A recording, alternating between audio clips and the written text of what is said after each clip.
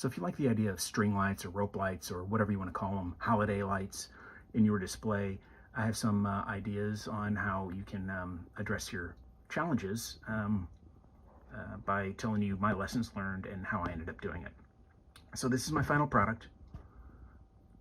Well-spaced lights, and so I thought about the different options, and I thought, ideally, those fairy lights are great. They have a bunch of closely spaced LEDs without me having to buy LEDs individually and solder them together in a very tight spacing, which would be a lot of work and a higher cost. So soldering together, off the table. Fairy lights, on the table. Although out there aren't many fairy lights. Well, I couldn't find any that are this closely spaced. So what we're looking at here is a HO Scale 187th scale model. So what I'm talking about can benefit really any scale model. So here is the fairy lights that I actually strung together. I twisted 3 together in an attempt to get better spacing. But as you can see on this example here, maybe there'd be 3 or 4 across the front, and that still wasn't enough. So then I'd have to do like 5 or 6, and then have this to deal with. So that was not viable. So then my alternative was, I considered, okay, what about a single fiber optic? I paint it green like garland, and then I scrape it to get the light out in multiple intervals. Good in concept, but just like any fiber optic, the light will fade over time as light escapes. So it does good for about half of it, and then the light kind of dissipates. So that was off the table, and this was actually harder than I thought. So I realized, since there's already a light inside, why not just take multiple fiber optics and attach it to that single light that's already inside and feed it out from under the roof. Kind of see on the underside where they lead back to the light. So these were all retrofitted. So that light was already existing in the kiosk. And then all I did was put these on top of the roof and run them back, and then glued them to the light. And then, so what made that easy was this particular glue here, Bondic, which is, it's similar to like a dental glue, where it's completely liquid until you use a UV light on it, and then it turns solid. So it gives you a lot of workability, and you don't have to wait for things to dry. So these were great because I had flat roofs, so I just pried the roofs off. So ideally, if you do it from the get-go, you do it directly onto the roof, and then that's the best way to go. So now I'm actually looking at adding it to a different layout. So I made these for someone else, and now I'm looking at doing it for my own layout. But I've got these angled roofs, so I'm trying to retrofit these. It's a little more complicated, but ideally you've got your LED, and you just got it tacked to the roof, and then you can easily put these on and glue them on and have it go to the LED, easy peasy. But I'm not in that situation right now. So here's 2 different ways I could do it.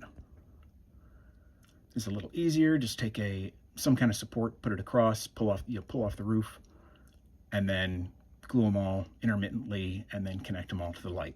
And the great thing about this is it helps become a conductor. So you can see the glow coming out the ends of those, but it doesn't do that until you do the connection, which you can see around the bulb there.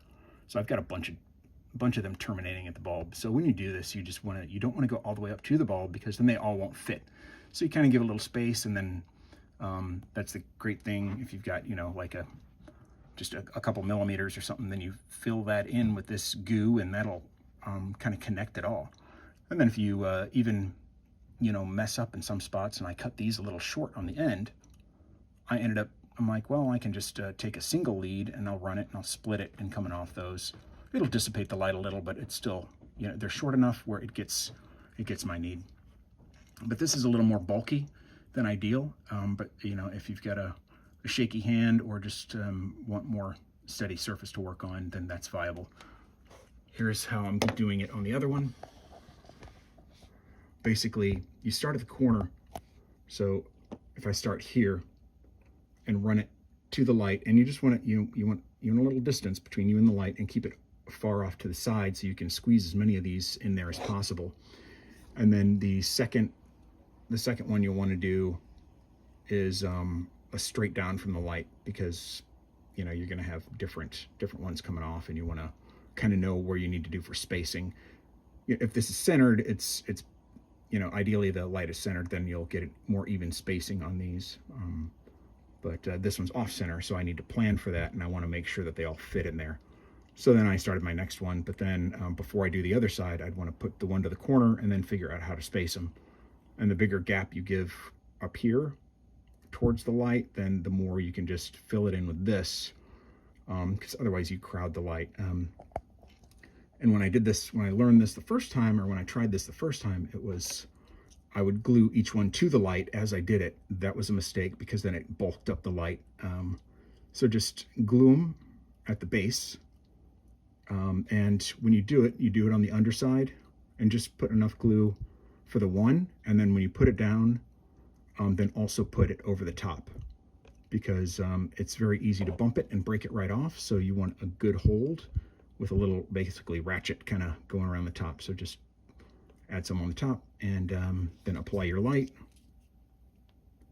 and then it cooks in. And you'll find out that they'll sometimes break off kind of easy. You'll think, oh yeah, it's adhered, it's great, but sometimes you just kind of want to move it around to make sure you got good adherence, because if the light can't get there directly, then it's going to stay wet. So you'll just kind of want to move it around and make sure that it gets as much as possible, and just give it a little time on there to dry up that glue. So yeah, so then after this, then all I do is I just kind of put that corner one on and run the other ones. And then you're probably thinking, you know, why is it all different lengths? Well, that's just, I wanted to give myself enough length to come off the front. And then so when I put the roof on, which I've got over here,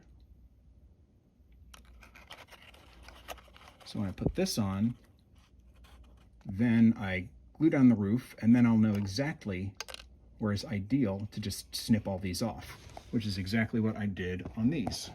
So all these were all different lengths coming out the front, but now it looks all nice and clean and even with the front. And yeah, so that's what I did to get holiday line lights. And hopefully this helps you. This Bondic is great.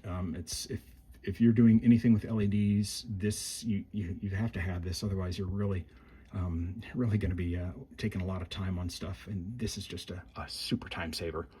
It's a great asset. But hopefully that helped out. If you like it, leave a thumbs up. Thanks for watching. Cheers. I'm out.